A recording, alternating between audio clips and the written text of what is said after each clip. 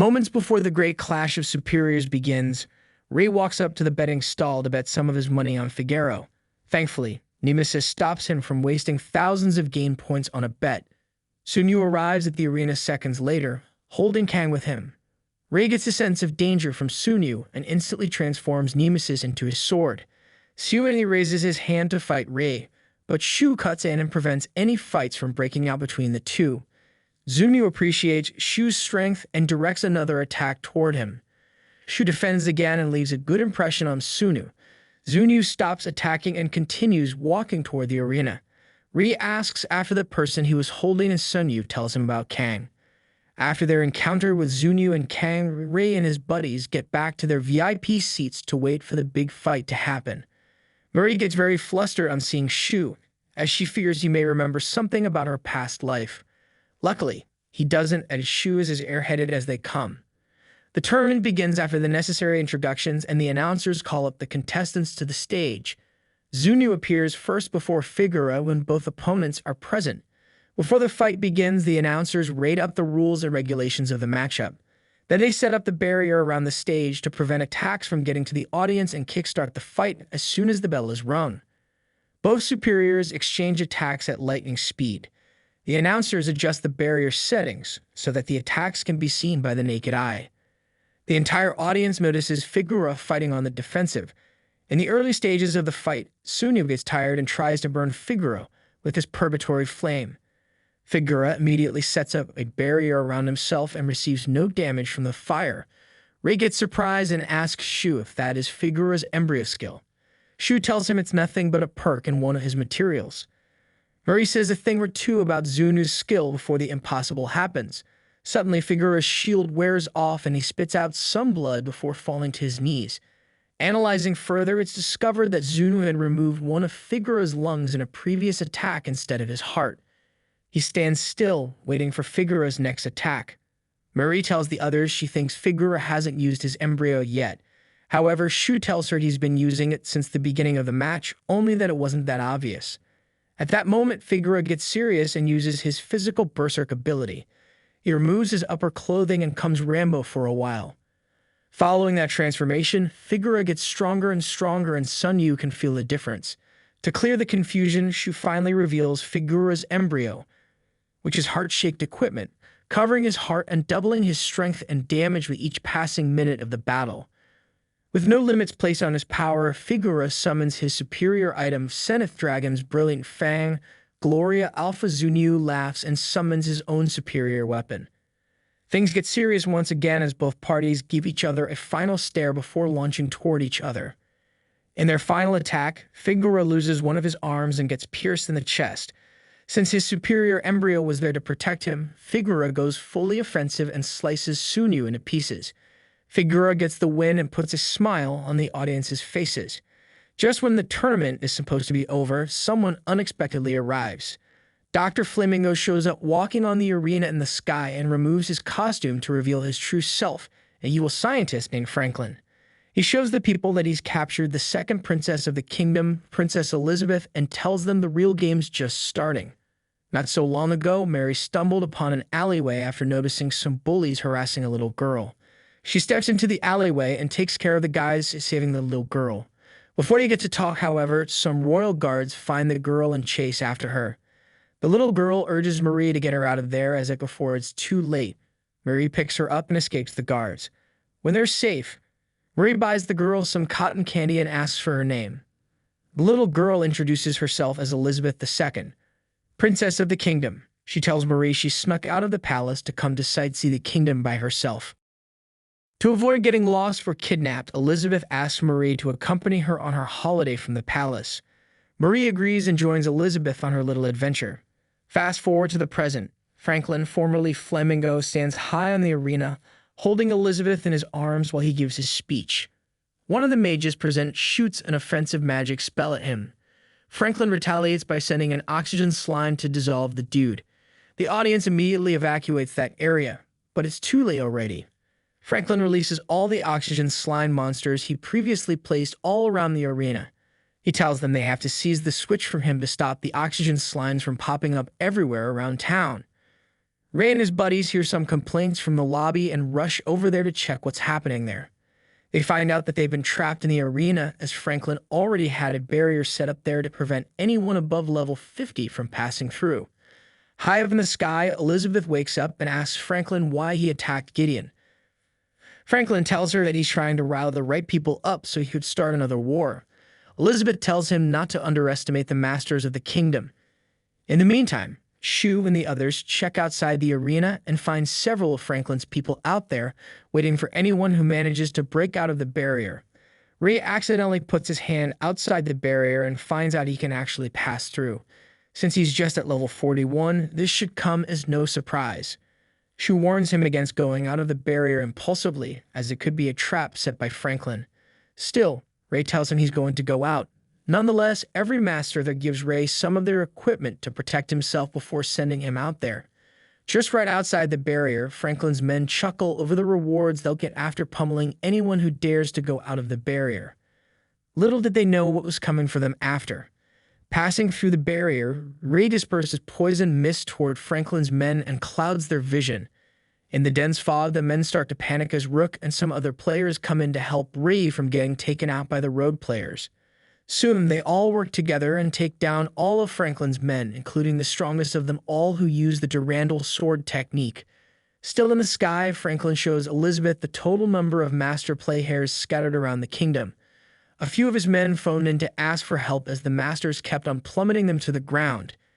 In an instant, an invisible force, a master without an embryo, attacks Franklin and slices through his neck. This causes him to lose control over his bird, and it falls to the ground. Elizabeth falls down, but the invisible master protects her from harm. Just then, it's revealed that the master who brought down Franklin is Marie. She carries Elizabeth on her back and races through town to the arena. Mere meters away from the arena, Franklin gets Elizabeth back. Mary promises to take him down for all it's worth. However, Franklin directs her towards one of the minions he called the King of Orchestras, Beldoorbell. Mary tracks him down and recognizes him from the street. Earlier during the day, somewhere around the city, a bunch of Franklin's men find Hugo, his main machine. They underestimate the power of the machine and approach it blindly. Hugo merges with Seiko and uses her freezing ability to freeze their enemies. A special player with fire powers tries to resist their freeze, but Seiko's ability defies the laws of thermodynamics. He ends up getting frozen to a crisp back in the real world. Before entering this game, Beldoorbell, the King of Orchestral, has been living an unfulfilling life as he constantly searches for the best ways to convey his message through music. Fortunately for him, he was able to get the infinite dendrogram as soon as it dropped and got to explore a new world where his music would be appreciated. He continues using his wards to create a vibration field to keep attacks outside. As they keep playing annoying tunes, Marie gets frustrated and admits that they're a terrible match. Beldoorbell tells her he only wants to see the moment a real hero is born. Just then, he connects his wards and produces a very low frequency, high-volume sound wave, which ruptures some of Marie's non-vital organs. He works in sync with his servants and creates a whirlwind around Marie. A little insight is given into Marie's life before the release of the game. Apparently, she used to draw art for a manga publication. However, her contract was terminated, and she lost the motivation to keep drawing art even after she was hired by another publication. Desperate to get her inspiration back, Marie buys the Infinite Dendrogram headset as soon as it releases and logs into the world of infinite possibilities, hoping to get her much-needed inspiration back. In this world, she chose to be her own self, only with slight modifications. After the whirlwind stops, Marie uses her own ability to erase her existence from the game and strikes Beldoorbell. When he lets his guard down almost immediately, he reacts and shields some of the damage. Mary takes out her special bullet, loads her special gun, and fires it at Beldoorbell. Seconds away from dying, Beldoorbell finds out Marie didn't listen to his last tune. He cusses at her and gets taken out. Finally, Franklin, who's up in the sky, immediately realizes Beldoorbell is gone. He wonders how his fight with Ray will be and gets very excited to face the unpredictable new player. Franklin gets down to street level and meets with Hugo at the gates of the kingdom. He tells Hugo the royal knights are already outside waiting for him, so he has to prevent anybody except Ray Starling from getting through and disturbing his business with the knights. Hugo nods in agreement and lets his colleague go. On getting outside, Franklin gets attacked by Lillian, who uses the Grand Cross on him. He takes the attack and substitutes it with his flying bird, so it takes the hit. Then he summons his own monster RSK and pits it against the army of the kingdom. Just then, there's another story about Urigozier, a noble whose father and mother were abusive towards her and her sister. Eventually, when everyone couldn't take it anymore, her parents got divorced and she got separated from her elder sister. Till that night, Yuri blames herself for not being strong enough to protect everyone. She decides to become a knight just so she could protect everyone in her life. After the game's release, she decided to choose the male personality Hugo just so she could protect helpless women against those bullies. Ray and Rook arrive with their embryos at the entrance gate leading to Franklin. They meet Hugo there and ask him to let them through the wall. Hugo, however, refuses to and says only Ray is allowed to enter the gate. Ray rides through Hugo's barrier and leaves Hugo in Rook's hands. Once Ray is gone, Rook begins his attack. He coordinates his attacks with his embryo and throws Hugo off balance for a while. Hugo regains his balance and gets ready for a fair and square fight with his opponent, Rook. Meanwhile, the knights turn their attention away from Franklin and face RSK. It doesn't take them long to realize their attacks had no effect on the monster. Ray arrives shortly and gets down to fighting the monster. Rook's life in the real world is explained. Turns out his dad was a detective and his mom was a thief. As an inquisitive young child, Rook learns useful information from his parents' professions and would sometimes use them to make important life decisions. His parents notice him being too copious of their skills. They keep advising him to develop his own way of life so he doesn't get too dependent on them. However, Rook turns a blind eye to their advice until tragedy happens and his parents die in a plane crash. Without his parents to guide him, Rook was thrown into a world of indecisiveness and impossibilities. He finds out about the game Infinite Dendrogram and decides to live in this new world in the VR game. Now that he's facing his biggest enemy yet, Rook has to put his life on the line to ensure Hugo is defeated. During his fight with Hugo and his machine, Rook predicts every movement Hugo makes and dodges his attacks when they come. One of Hugo's Super Freeze attacks touches him, but Rook remains calm and analyzes the situation at hand. He realizes that the freezing effect of Hugo's machine happens at regular intervals. Although it doesn't really affect embryos, he keeps thinking about the rule behind Hugo's freeze interval and leaves himself wide open to an attack. Hugo rushes in for the hit, but Rook still keeps wondering why the freeze time has regular intervals. Just as Hugo hits him, it clicks. So it turns out that Laporte Enfer uses the kill count Hugo has in the battle to determine the intervals at which Rook's body would continue to freeze. Since Hugo has a kill count of 7, there's a 7% chance that 7% of Rook's body would freeze once every 13 seconds. Don't ask me. I didn't do very well in math. Hugo appreciates Rook's deductive skills, but Rook goes on to tell him how irritating he feels towards Hugo. He makes sure to mess with Rook's emotions and buys enough time for himself and Baby to fuse. Hugo seems to be affected by Rook's insulting words, so he acts impulsive and attacks blindly. Just before he gets hit, Rook activates Union Jack and fuses with Baby. His skills quadruple in strength, and Hugo finds himself being on the defensive. Rook rushes Hugo with a series of attacks and tells him what he was doing earlier when delivering insults to him. Both parties prepare for one final slash, and Rook finally defeats Hugo. Elsewhere, Ray and the Kingdom Knights prepare to fight the evil Franklin and his monster RSK. From the situation, Ray finds out chances of him winning are pretty slim, but he chooses to fight anyways. Franklin makes sure to broadcast Ray's match with RSK to the people in the arena and throws away the remote to the barrier. Now, Ray would have no choice but to defeat RSK if he wants the oxygen slimes to stop devouring people. Also, Franklin surrounds himself with a barrier that only be released if Ray defeats RSK. Ray tries using his vengeance, his mind ability, to break through RSK's shell. However, this doesn't work and Ray is left racking his brains about how that is possible. Franklin bloats a little bit about his brilliant invention and tells Ray that he created RSK specifically to defeat Ray. He then reveals to Ray that he was the one who sent dragworms at the beginning to the orchard. Ray gets very annoyed that someone would try to murder a young girl. He lets his rage get the best of him and attacks RSK. RSK counters the attack and Ray finally gets it. There's another monster somewhere controlling RSK. This knowledge changes the tide of battle and Ray asks for help from Lillian and one other knight. The two knights rush towards RSK and use the Grand Cross to open a hole in its head to reveal the monster inside the shell. In the meantime, Rhea amasses all the MP energy from the fear of the people around and turns it into Gardranda's poison mist. He charges toward the opening in RSK's head and infects it before it could close the opening. Then he unleashes Purgatory Flame power and burns RSK from the inside out. The whole arena erupts in cries of victory as the mighty Franklin has just been defeated. Following his victory over RSK, Ray collapses from exhaustion as his arm gets burned from the after effects of the Purgatory fire. Lillian steps in and tries her best to heal him in the shortest amount of time. Franklin, on the other hand, decides to get serious with the battle for the kingdom. He destroys the remote with him and takes out a spare one. Then he uses it to activate DGP and cause two mega legendary ums. With Rhea still unconscious, the Knights and Nemesis would have to find a way to destroy the monsters on their own.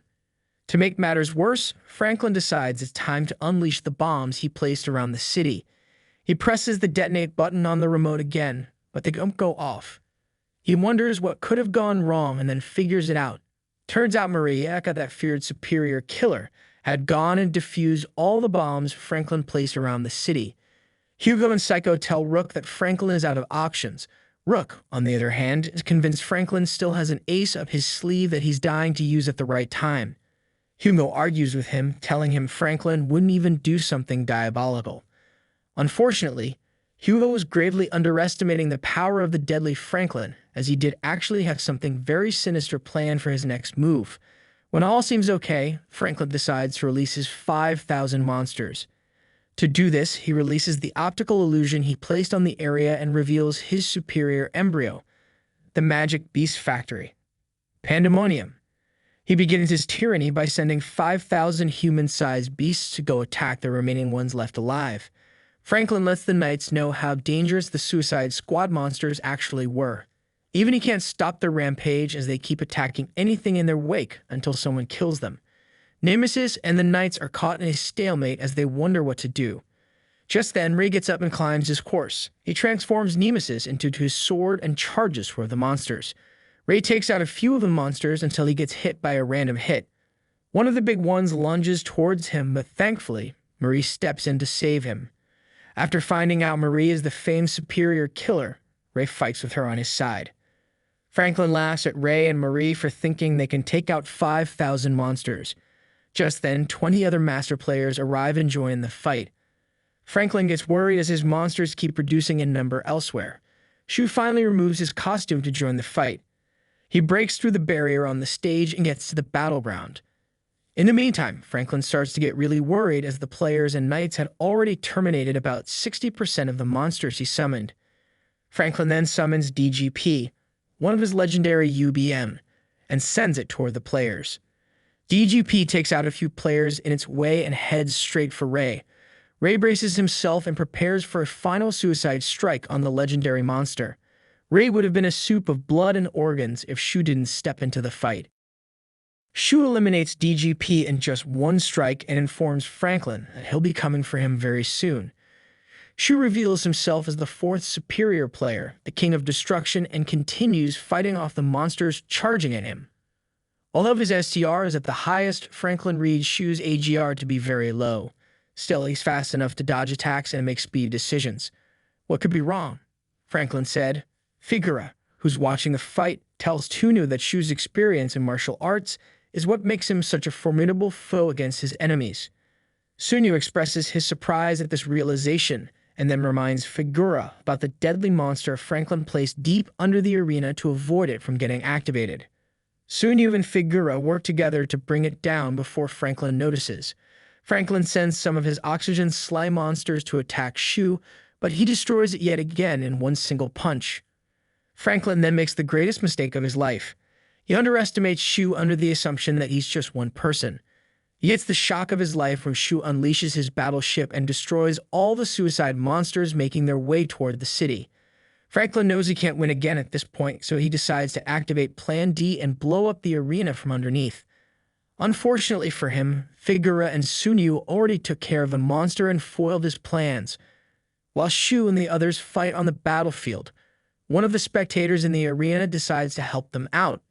He uses his ability Mudslide to squeeze a monster boring into the ground to extinction. Franklin stares in wonder as Shu, the king of destruction, keeps destroying his most prized possession. He then wonders why he's never shot at his embryo yet. While in his thoughts, Ray shows up on the embryo on his Zephyr horse. Shu gets informed of his brother's arrival on the Pandemonium. Ray stops fighting and asks Franklin 3 questions. First, he asks Franklin who the Chancered him. Franklin tells him that the teens are just similar to other NPCs in the real world. According to his theory, Franklin thinks the dev of this game planned to turn the game into the next real world, where humans can come and be who they wish to be. After getting his answer, Ray asks another question. This time, he asks Franklin why he would attack the teens if he sees the game as similar to the real world. Franklin tells him it's because he's tired of losing and being controlled by someone else who doesn't give a rat's ass about him. Just as Ray is about to ask his third question, the Pandemonium gets hit. Franklin comes back to his senses and finds out that Marie had already used her concealer ability to sneak behind him and retrieve Elizabeth. Franklin gets really worried as he knows he's now in big trouble. He admits his loss and prepares to surrender. Just then, Hugo and his Megamus machine arrive to protect Franklin. Ray and Hugo get ready to have a final go at each other. Ray sacrifices one of his arms just so he can use Vengeance his mind to destroy Hugo and his Mega Machine. Once he's done taking care of him, he rushes towards Franklin and punches him in the face. Franklin dies and is logged out of the game. With Franklin's Pandemonium gone, Ray falls to the ground. The Knights are there to catch him and try their best to heal him. However, they couldn't restore Ray's right arm. Ray tells them not to worry, that he'll be holding his sword with his mouth. Now Nemesis blushes and tries to relate the mouth movement to a kiss. So that's how the long battle with Franklin comes to an end. In the next scene, Shu's now back in his costume and drinks some beer with Figura and Sunyu. They discuss the aftermath of their battle with Franklin. Sunyu shows them a piece of dirt he got from one of the kings of beasts, and they keep discussing. Elsewhere, a blonde dude makes his way toward Gideon in the Altar Kingdom with an optimistic look on his face.